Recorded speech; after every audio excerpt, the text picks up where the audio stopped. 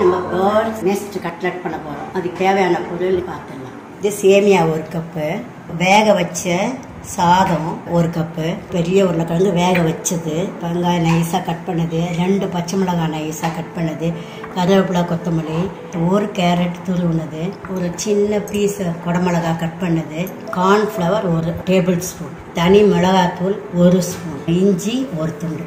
இவ்வளோதான் தேவையான பொருள். எப்படி செய்யலாம்னு பார்க்கலாம். அடுப்பத்தை வச்சு கடாய் வச்சாச்சு. 1 டேபிள் ஸ்பூன் எண்ணெய் ஊற்றிக்குங்க. ரொம்ப எண்ணெய் தேவையில்லை இதுக்கு. நாங்கள் எண்ணெய் காஞ்சிச்சு. இஞ்சி போடுறேன்.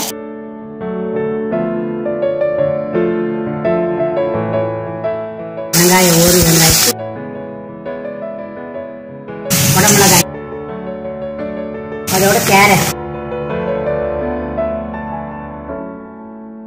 1 ஸ்பூன் மிளகாத்தூள் போட்டுட்டேன். நல்லா வதங்கிச்சு. அதோட கடைசியாக உருளைக்கிழங்கு போட்டு உப்பு போடணும். தேவையான அளவு உப்பு போட்டுக்கலாம். 1 ஸ்பூன் உப்பு போட்டிங்கன்னா எல்லாத்துக்குமே சரியாகும். அடுப்பை சுவிட்ச் ஆஃப் பண்ணிடலாம். ரைஸையும் மிக்சியில் போட்டு சும்மா ஒரே ஒரு சுற்று தான் சுற்றினேன். நல்லா மசிஞ்சு பேஸ்டாட்டம் வந்துடுச்சு.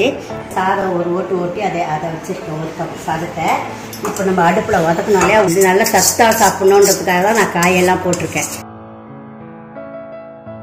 சப்பாத்தி மாவு பேசுகிறேன். இப்போ சேமியா சொல்லியிருந்தேன். அதை அப்படியே பிளேட்டில் கொட்டிக்குங்க. அப்படி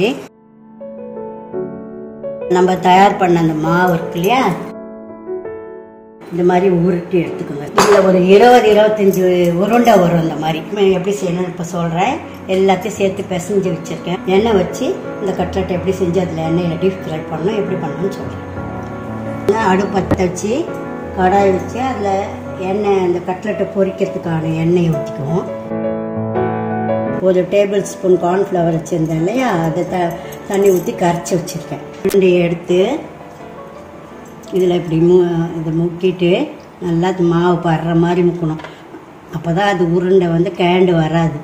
கட்டுட்டு இந்த சேமியாவில் இப்படி உருட்டுங்க. நான்வெஜ் சாப்பிட்ற இஷ்டப்படுறவங்க இது முட்டை கூட பெப்பர் சால்ட் போட்டு நல்லா அடித்து ஒரு கிணத்துல வச்சுட்டு அதில் டிப் பண்ணி அதுக்கப்புறம் இந்த சேமியாவில் பரட்டி எண்ணெயில் போட்டு எடுத்துக்கலாம். இது நான் வெஜிடேரியன் பண்ணுறதால எக்கு போடல. இப்படி வடை மாதிரி தட்டிக்குங்க. இப்படி வரமாத்திட்டு நடுவில் ஒரு ஓட்டை மாதிரி லேசாக அமுக்கி விட்டுருங்க.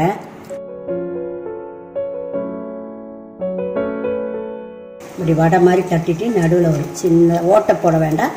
கொஞ்சம் பள்ளம், கொஞ்சம் குழி பண்ணிக்கிங்க, பள்ளம் பண்ணிக்கிங்க. அவ்வளோதான்.